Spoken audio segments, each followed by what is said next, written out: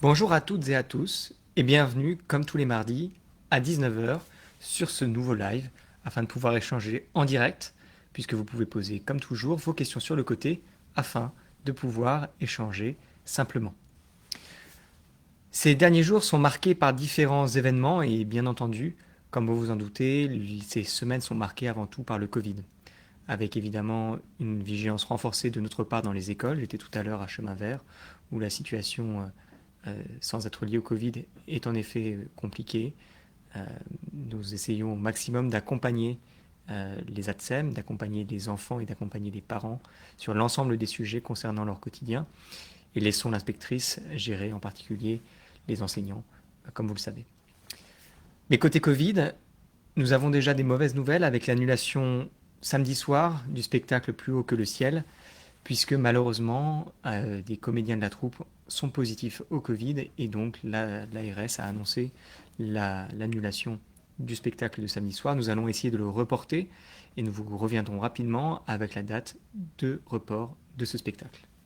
D'autres spectacles cependant, avec dès demain un ciné-conte à 10 heures à Béjar, 1001 étoiles, pour essayer d'une certaine manière de raviver la flamme de la culture, qui en a grand besoin. Et d'ailleurs, vous pouvez retrouver tout le programme culturel de la commune sur la newsletter Culture, avec tous les éléments concernant la programmation jeune public, la programmation ciné-bébé, ciné-conte, ciné-atelier, films d'animation. Il suffit de vous rendre sur la page internet de la commune, ou plus simplement d'envoyer un email à culture@villeverneuil-sur-seine.fr avec des tirets, afin de pouvoir être abonné. Pour parler culture et pour parler en plus de la culture de tous les événements de notre commune, je voudrais revenir sur un événement important qui se tient cette semaine, un événement qui se tient d'ailleurs, il me semble, pour la première fois vraiment à Verneuil, à savoir la Semaine Bleue. La Semaine Bleue, ce sont 7 jours annuels qui constituent un moment privilégié pour informer, sensibiliser sur la contribution des retraités à la vie économique, sociale et culturelle, sur les préoccupations et les difficultés rencontrées par les personnes âgées, sur les réalisations et les projets des associations. Cet événement est l'occasion pour les acteurs qui travaillent régulièrement auprès des aînés d'organiser tout au long de la semaine des animations qui permettent de créer des liens entre générations. L'objectif, c'est d'inviter le grand public à prendre conscience de la place et du rôle social que jouent les vieux, entre guillemets, nos aînés, dans notre société. J'étais tout à l'heure à Delapierre pour assister à une séance du yoga du rire et nous aurons d'autres événements qui sont déjà tous complets. Malheureusement, les places sont réservées et sont déjà bien remplies puisque, Covid aidant, nous avons beaucoup de demandes. Il y aura encore le conte russe ce week-end notamment. Les inscriptions sont maintenant fermées, mais ont connu un grand succès, ce qui nous amène à penser qu'il faudra réorganiser dès l'année prochaine l'opération, peut-être plus simplement si le Covid venait à s'estomper. Et pour terminer peut-être avec les événements, je voudrais juste revenir également sur quelque chose d'important, à savoir la semaine du goût et plus exactement la fête du goût. Vous savez, chaque année, nous avons durant le week-end qui vient, en l'occurrence le 11 octobre, 2 jours qui sont dédiés à des dégustations, à des rencontres avec des commerçants et des petits producteurs locaux. Malheureusement, vous comprenez qu'il n'est pas possible d'envisager des dégustations, et donc nous allons faire cette fête du goût uniquement dimanche prochain le matin, avec le goût à l'honneur, pour accompagner les commerces de bouche à venir compléter d'une certaine manière le marché en cette période un petit peu difficile pour tout le monde. Ils viendront se faire sous forme de rencontres gourmandes, pas possibilité de goûter, mais possibilité d'acheter pour goûter chez soi, et malheureusement donc pas d'animation pour cette fête du goût qui sera malheureusement un petit peu à minima pour cette fois, Covid faisant. Mais c'est mieux que d'annuler tout complètement puisque la situation en effet est compliquée. Sur les actualités également à noter sur la commune, je voudrais revenir sur 2 choses importantes. La première chose, c'est vous inviter, parce qu'il n'y a pas que les événements, il y a aussi d'une certaine manière tout ce qui est organisé en ce moment dans la ville. Et en premier lieu, le programme Vacances Jeunesse pour la Toussaint. Vous savez, c'est en ce moment que cela se prépare. Et pour tous les jeunes, il y a la possibilité d'aller sur le site internet de la commune, dans la rubrique Vie quotidienne Espace Jeunesse, et de trouver les programmes pour tout le monde, avec un petit plus sans doute pour les jeunes de 11 à 18 ans, puisque je vois un séjour équitation et nature, ainsi que bien d'autres activités. Deuxième petite chose que je voulais vous partager, puisque cela est important et concerne beaucoup de jeunes parents, un nouveau logiciel métier va être mis en place avec un portail famille à tous les parents pour accéder aux services de la petite enfance et de l'enfance. Je parle de tout ce qui est facturation, tout ce qui est réservation. Chaque famille recevra dans les prochains jours ses identifiants et ses mots de passe à réinitialiser. Cela permettra de proposer un service plus simple, un service plus transparent et surtout un service mieux adapté à l'ensemble des parents. Alors, bien entendu, nous aurons dans l'occasion dans les prochaines semaines d'échanger sur l'ensemble de ces actualités, mais en complément, il me semble important ce soir de revenir en quelques mots sur l'actualité de la semaine, à savoir la consultation citoyenne relative au contournement de la RD 154. Puis je prendrai ensuite évidemment quelques questions. Pour ce qui est de cette consultation, d'abord je voudrais vous dire que celle-ci se passe bien. Cela va de soi, mais va de soi quand c'est dit.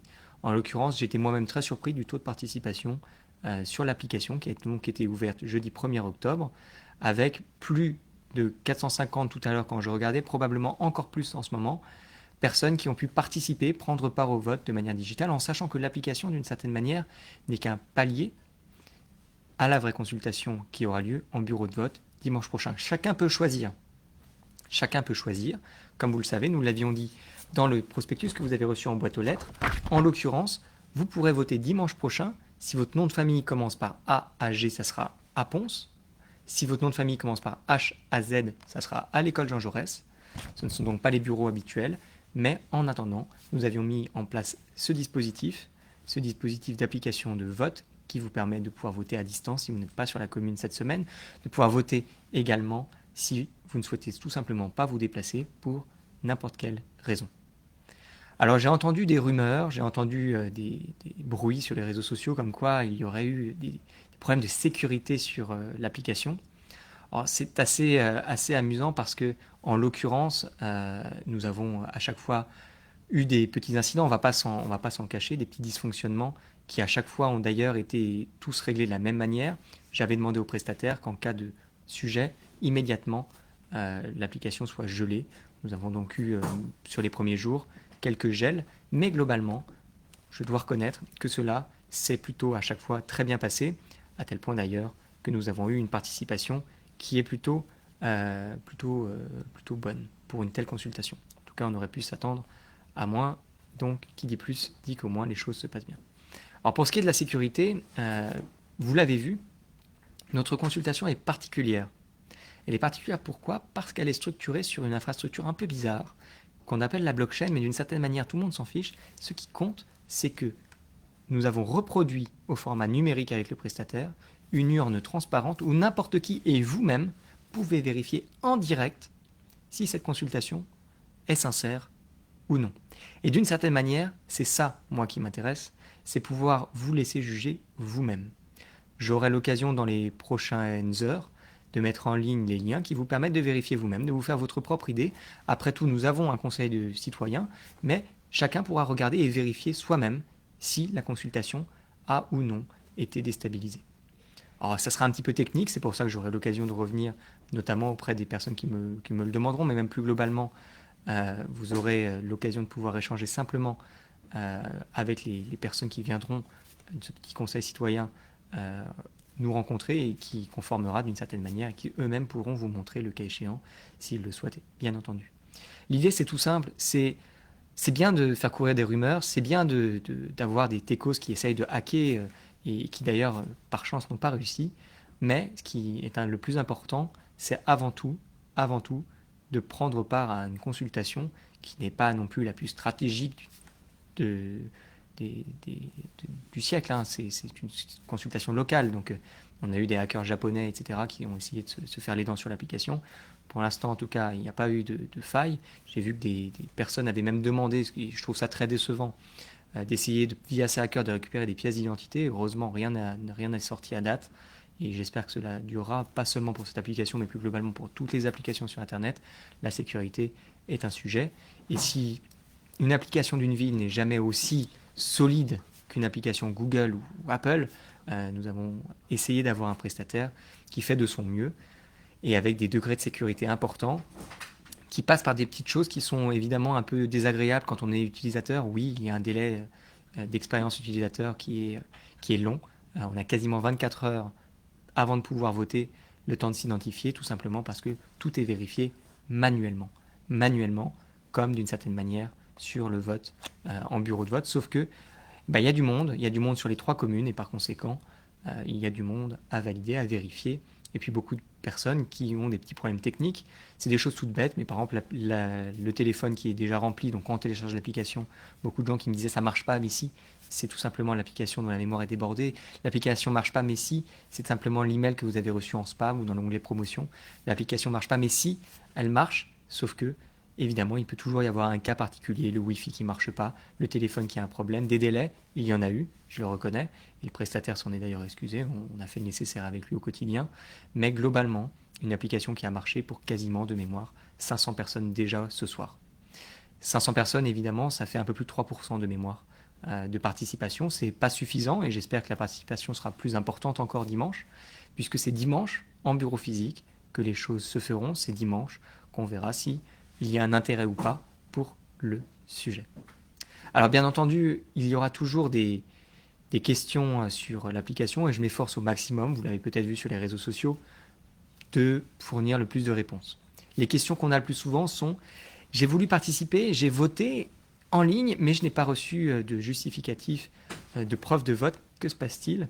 Encore une fois, je vous enjoins vraiment à regarder systématiquement dans vos spams, dans les onglets promotion ou réseaux sociaux de certaines de vos boîtes email, je pense à Gmail en particulier.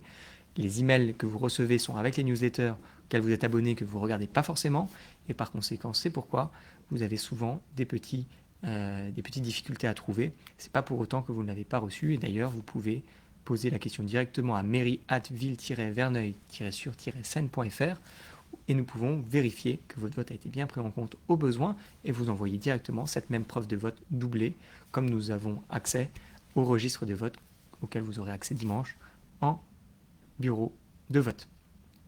Pour ce qui est des justificatifs, juste une chose importante, mettez les justificatifs en format image, c'est beaucoup plus léger, beaucoup plus facile si vous êtes sur ordinateur et encore pire si vous êtes sur téléphone. Mettez surtout des justificatifs qui sont à jour. Vous êtes nombreux à mettre des justificatifs de domicile qui ne sont pas à jour, moins de 3 mois, sinon évidemment ce n'est plus un justificatif de domicile au sens légalement parlant. C'est avis d'imposition, carte d'électeur et facture de gaz, d'eau qui permettent simplement de prouver votre domiciliation en sachant que nous recoupons de toute manière, de manière systématique avec les listes électorales afin de nous assurer un suivi plus rapide. Et puis dans un deuxième temps, pour les personnes qui ne sont pas inscrites, nous vérifions évidemment au cas par cas. Pour ce qui est enfin des autres questions que je vois sur le côté et que je vais prendre et qui dépassent largement les questions de cette consultation, je vais juste rebondir sur 2 choses. La première chose, ce sont les nuisances dans la ville entre midi et 2 relatives à Notre-Dame. C'est un sujet pour nous qui est très préoccupant. Préoccupant parce que la nuisance, elle est double. Elle est d'une certaine manière une nuisance liée à la tranquillité. Je pense à la propreté. Je pense aussi, d'une certaine manière, à la sécurité. Je vous donne quelques exemples. Nous avons été désagréablement surpris de voir les jeunes qui viennent s'asseoir au Clos du Verger sur des espaces qui ne sont pas protégés, voire qui sont dangereux, où il y a déjà eu des accidents. Évidemment, les commerçants sont inquiets, ils ont bien raison, c'est tout à leur honneur. Et en l'occurrence, nous considérons qu'il faut accompagner les jeunes pour qu'ils se mettent dans des espaces qui ne soient ni dangereux, et puis, surtout, où ils puissent être d'une certaine manière mieux accompagnés, notamment dans la gestion de leurs déchets. Parce que c'est l'autre sujet vraiment sur la tranquillité, cette gestion des déchets qui passera dans les prochains mois, à l'occasion de notre arrivée, nous l'avons déjà annoncé à l'association des commerçants, j'aurai l'occasion dans les prochains mois, le temps que les choses se fassent, de signer un arrêté anti-plastique qui, pour la première fois, empêchera tout ce qui est kebab, restaurant, etc., de donner des boîtes en plastique ou en polystyrène aux jeunes qui ensuite se retrouvent jetés dans la rue. En l'occurrence, nous privilégierons, nous aiderons s'il le faut, les associations et en particulier l'association des commerçants à mettre en place un système de consignes. Puis le deuxième sujet, d'une certaine manière, avec les jeunes de Notre-Dame, c'est quand même le Covid. Nous avons eu l'établissement primaire et maternel qui ont été fermés pendant 7 jours sous quarantaine, réouverts en début de semaine. C'est quand même une préoccupation forte dans la commune de pouvoir vous dire que nous prenons le sujet en main, nous coopérons avec Notre-Dame pour voir les meilleures solutions, mais malheureusement, nous ne pouvons pas aujourd'hui. Mettre des heures de colle à la sortie pour les jeunes qui ne mettraient pas les masques devant l'école, ce n'est pas légal. Et par conséquent, nous essayons de trouver des solutions en bonne intelligence avec l'école. Mais d'une certaine manière, c'est à vous, vous, jeunes, de prendre vos responsabilités, vous, parents, d'accompagner vos jeunes pour qu'ils les prennent, puisque derrière, c'est la répansion du virus, c'est des problématiques fortes, et notamment des risques de fermeture, voire de reconfinement partiel ou total sur la commune. Donc c'est à vous de nous aider à traiter le sujet et à prendre ce sujet vraiment de manière importante, puisque vraiment, c'est un sujet qui risque de menacer les prochaines semaines, pour ne pas dire les prochains mois. Pour ce qui est des autres sujets qui sont relevés dans les questions, il y a un sujet sur l'éclairage la nuit. L'éclairage la nuit est un sujet évidemment d'importance. Nous sommes en train de favoriser le développement d'un plan LED, un plan LED tout simple, qui permet de favoriser les éclairages plus écolos d'une certaine manière.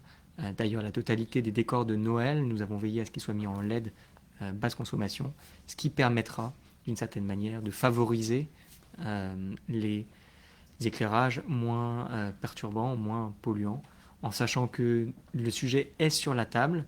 Nous sommes en train de réfléchir à la refonte de tout ce qui est mobilier urbain, bancs, poubelles, lampadaires, horaires des lampadaires, horaires des lumières, puisque l'écologie est une priorité. Et d'ailleurs, nous aurons l'occasion au prochain conseil municipal d'aborder ces sujets très simplement avec une proposition que nous ferons, à savoir le recrutement d'une personne en charge spécifiquement des sujets, d'un agent spécifiquement dédié aux sujets d'écologie et d'environnement dans notre commune.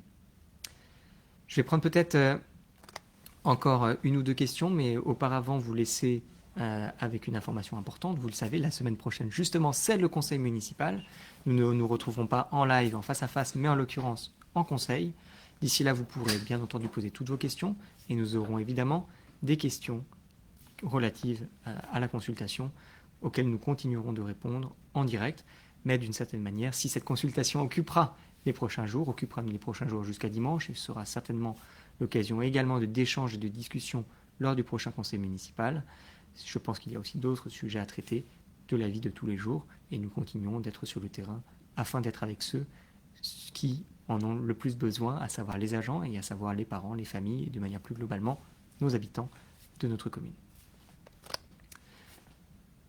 Je m'arrête là pour ce soir, je reste à vos dispositions et je vous souhaite une excellente soirée.